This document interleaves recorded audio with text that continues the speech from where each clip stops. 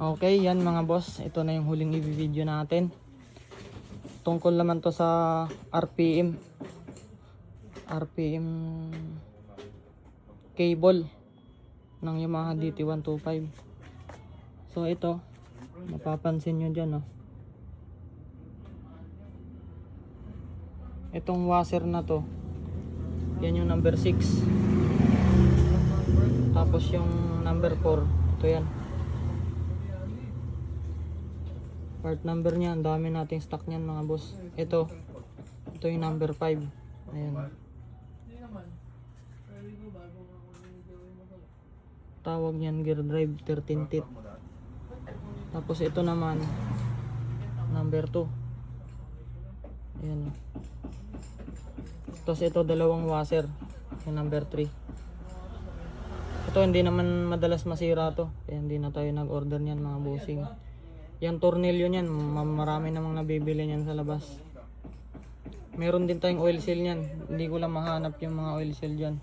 Tapos ito naman yung kable. Ayan o, yung kable. Ito yung part number. Tapos yung o-ring. May o-ring yan mga boss. Original yung o-ring din natin. Ito yung part number. Kompleto yan.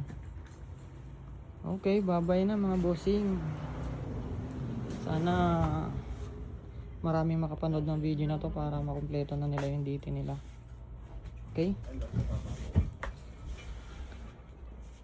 PM lang po kayo sa Facebook namin o kaya rekta na kayo sa page. Kompleto tayo niyan, no? Kaya nakuha natin yung mga pyesa na yan. Millennium model yung pinag-anuhan natin yan. Naka-disc brake type.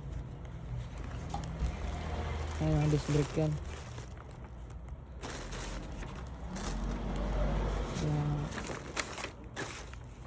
Ayan.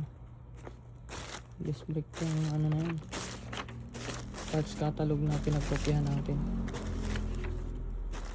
Papansin nyo, ayun, may mga ano ng preno. Caliper. Bye bye. May trail tayo ngayon, kaya minamadali na natin matapos to. Okay.